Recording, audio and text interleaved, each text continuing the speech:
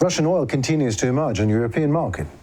Whatever is the embargo, I mean, Russian oil continues to emerge on EU markets despite the embargo, through the intermediaries in third countries, especially from India. It's like, you know, in this song, everybody knows that's how it goes.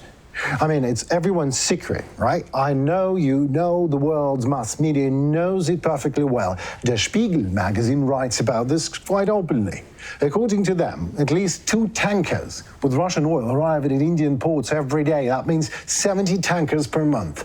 After a certain time, parts of this oil enters the EU as byproduct and in processed form. It is as simple as that. Tankers with Russian oil are now headed not to Western countries directly, but towards eastern shores, Turkey, Saudi Arabia, and above all, India. There are several oil refineries located on the Indian west coast.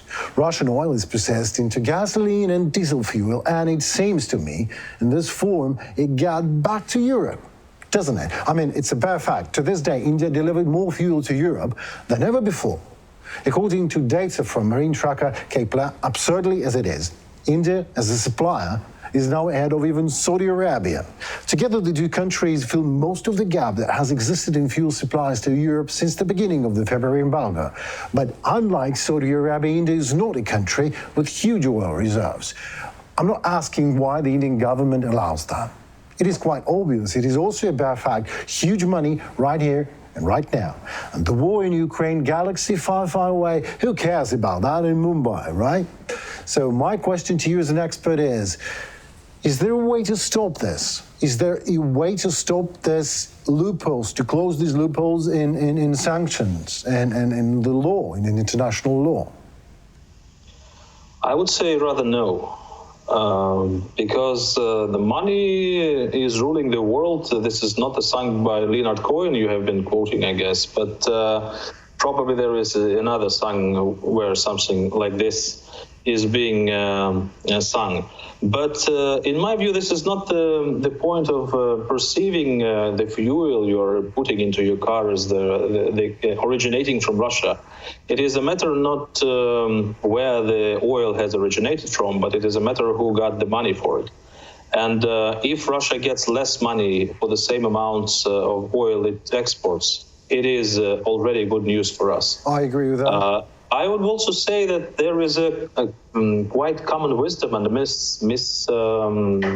mistaken idea that a war should bring about a total collapse of all trade and economic ties, which is not actually the case. If you look back into history, you would see that even direct belligerents, the countries which have been fighting each other during the war, they very often continued to trade.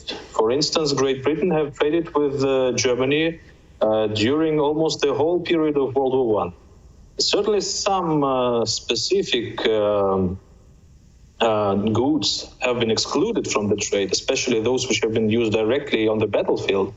But in what concerns all the rest, the trade continued because it provides, even during the war, it provides all the states with benefits, mutual benefits. And it's not clear whether it will be better to cut all those ties because everyone is going to lose. So I do understand the moral side of the story, but we are living in a very practical, pragmatic world. Oh, practical and pragmatic. Well, if that will be up to you. I mean, as an expert, why don't you investigate?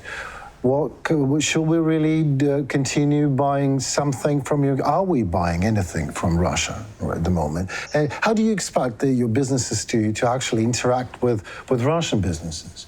I mean, European businesses and Western businesses are leaving Russian territory, and we are keeping trade with them right now. Is that the case? Is that what you say we should do because this is economically favorable? You're putting money over the morality, is it not?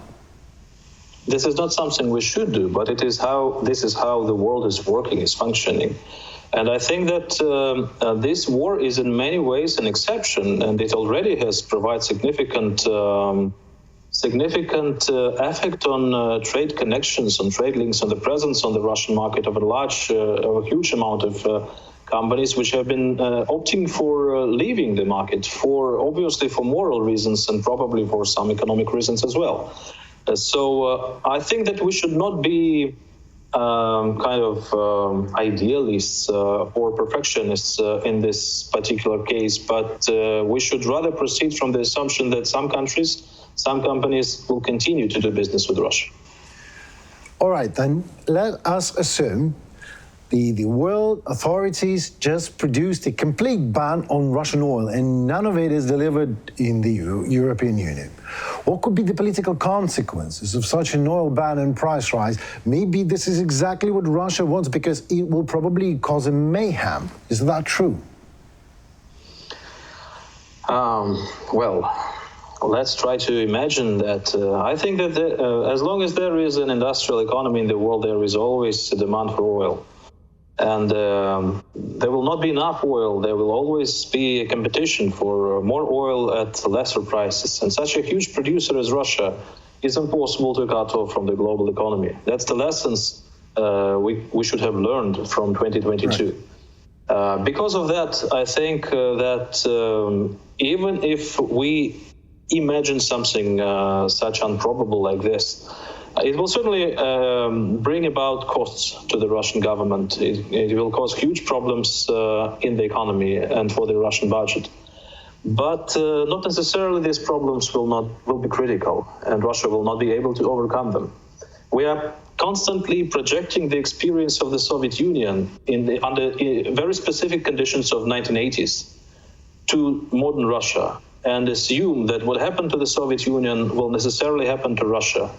But I do doubt that, because today's economy, global economy, and today's Russia economy are quite different from what we had 40 years ago.